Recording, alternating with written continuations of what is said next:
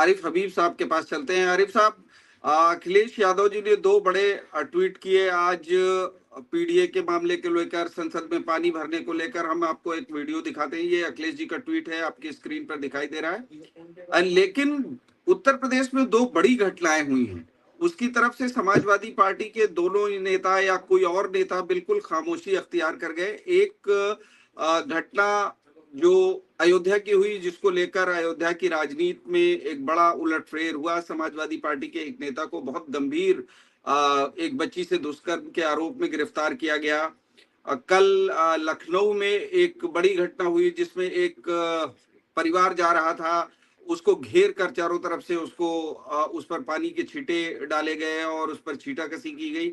ऐसे मामलों पर समाजवादी पार्टी के लोग चुप्पी साधे हुए हैं और संसद में पानी गिरने से लेकर और पीडीए का सवाल उठा रहे हैं। ये एक तरफा बातचीत समाजवादी पार्टी क्यों कर रही है, आरिफ हबीब साहब?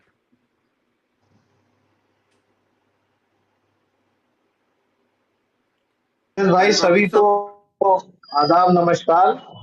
और विशेष रूप से जो है आपके दर्शकों को हार्दिक आभार है कि वो हमें सुन रहे हैं।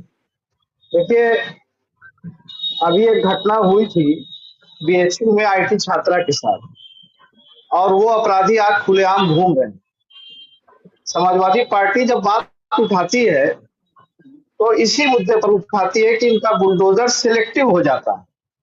जब अपराधी भारतीय जनता पार्टी से जुड़ा हुआ होता है तो बुलडोजर वहीं पर खुश हो जाता है, और जब वह अपराधी किसी और दल से जुड़ा हुआ होता है तो उसके दल का नाम लेकर के, उसकी जात का नाम लेकर के ये लोग बताते हैं।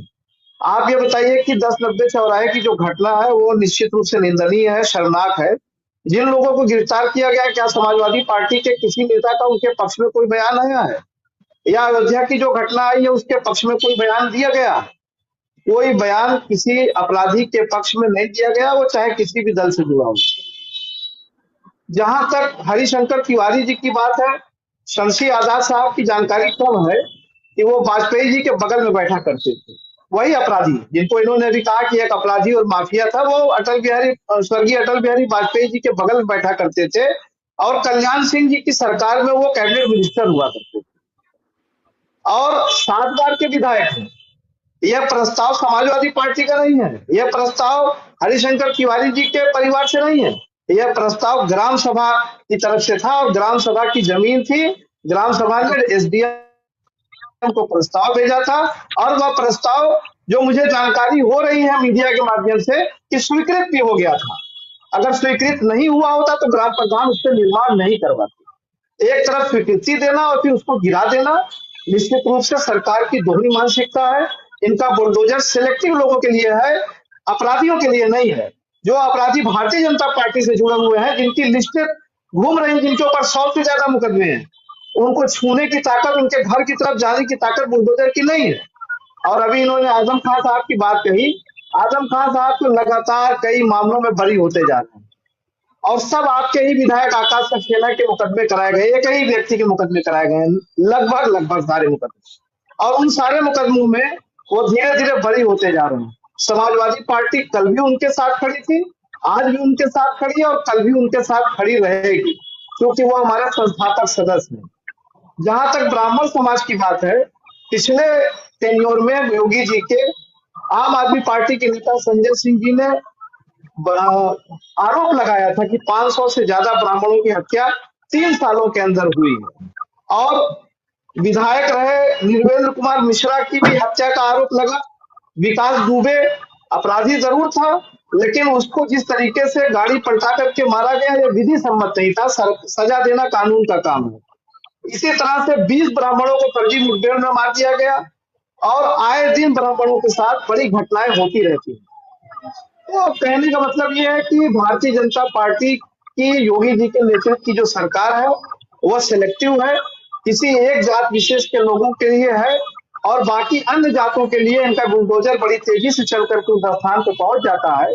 बाकी जब उनकी बिरादरी के लोग होते हैं या उनके पार्टी से लगे हुए लोग होते हैं, जैसे बीएचयू आईटी के जो दोषी हैं, आज भी वो खुलेआम घूम रहे हैं, उनके खिलाफ कार्रवाई नहीं हुई, वहां बाबा जी का बुलडोजर जाने से कतराता है।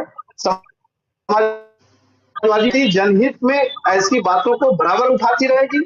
और जहां तक पीडीए का सवाल है, आदरणीय अखिलेश यादव जी ने जो ट्वीट किया है, नॉट फॉर सुटेबल, क्या ये ओबीसी समाज की या दलित समाज की आरक्षण को खाने का काम सरकार नहीं कर रही है? क्या एक अलोकतांत्रिक तरीके से उनके अधिकारों का हनन नहीं कर रही है? अगर उसमें कहीं से गलत है उनके ट्वीट में तो आप हमें बता दीजिए कि उन्होंने गलत बात उठाई है। अब आ जाइए आप संसद भवन के ऊपर।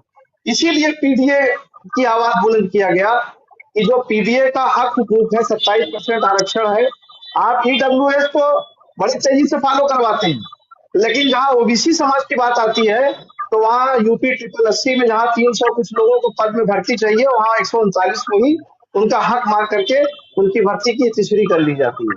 तो यह आवाज समाजवादी पार्टी ओबीसी समाज के हक में, पीडीए समाज के हक में बराबर उठाती रहेगी।